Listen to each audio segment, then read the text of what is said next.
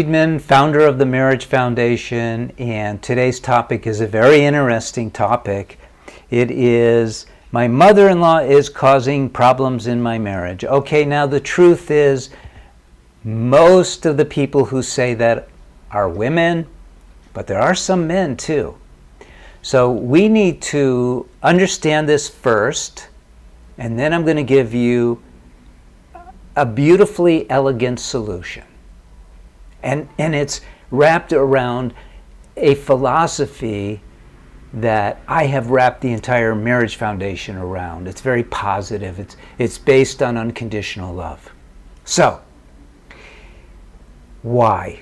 This is not so hard, is it? There is a competition, right? There is, come on. And the competition is based on the fact that the mother-in-law is not letting go of her precious. And so the person who is trying to steal the love of her life, her child, is a threat. And so she's pillow talking your spouse, making problems, talking about how you're not doing a great job with the kids, you don't cook well, you don't provide well, whatever it is. It manifests in a billion different ways. But that's the bottom line problem. Unless, of course, you're like a hooked on gambling, a gambling addict or a drug addict or a carousing or something, in which case maybe the mother-in-law should be making trouble in your marriage. But those are rare cases, and those people don't write into me. I never hear from a man who's saying, you know, I go to strip clubs. I don't know what's wrong with my mother-in-law. She seems to complain a lot. We don't get those kind of emails. So, what do you do about it? There's two parts to this. One part is about your mother-in-law. You cannot fix her. You cannot fix the relationship between you.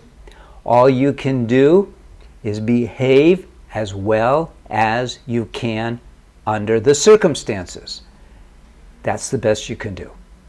However, the area where you can do the most good is the area where you should be doing the most good anyway. And here's how that works. So let's take a look at why men seek women for marriage. Really, what is the psychophysiological, the driving force that is compelling a man to look for a wife? And you can come up with a bunch of answers, but I'm going to give you like the daddy of all answers, and that is that a man who is mostly closed off with his heart, naturally, by nature, is seeking the unconditional love that he received from his mother. Wow. That's very insightful if you think about it, because that way it explains how she has an advantage over you. Because from his point of view, if you're the wife, from his point of view, you're not living up to the billing of being a wife because you're not reproducing that which he sought and seeks to this day, which is unconditional love, which just happens to be the purpose of marriage, is to learn how to love unconditionally. So, the solution's not that hard. We're taking this in steps. The solution is to learn how to love your spouse unconditionally. Put it into practice. Fight the mind's survival tendencies, which come from the body. And address this problem sort of from where you should be addressing it anyway. You want to make your marriage so amazing to your spouse that mother-in-law is just mom. She loses her influence and power because your love for your husband or wife is so powerful. It's so tangible that they cannot live without it, and you replace them. You cannot tell your husband or wife, here's what's going on, blah, blah, blah, blah. It won't work. People don't respond to threats or words or logic.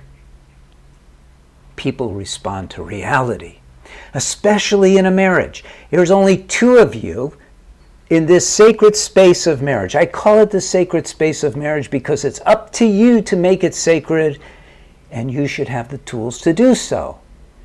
The mother-in-law is stepping in because the door is open because you're leaving it open. I'm sorry to put this on you. The mother-in-law is not behaving well, but you're not going to change her. The husband or wife is actually just doing what's normal to them. Who doesn't prefer unconditional love over complaining, nagging, bitching, moaning, and all of that stuff? Right? I could go on, but I think you have enough. If you really want to get to the bottom of how you should behave, because it's not out there. It really, unfortunately, is not out there, which is why I started the Marriage Foundation, to introduce these magical principles of how to create a loving, really loving marriage. And it's in my books. You could scour the website that we have, which is filled with articles. There's a lot of videos. You start getting the flavor of what we're conveying over to you about how to be married, and you change. Now, the fastest way depends on where you're at. If your marriage is in trouble now, and you might say it's due to your mother-in-law, but it's not, you may need like our course, which is very powerful, but usually just one of the books will work fine. And some people get enough information, it clicks.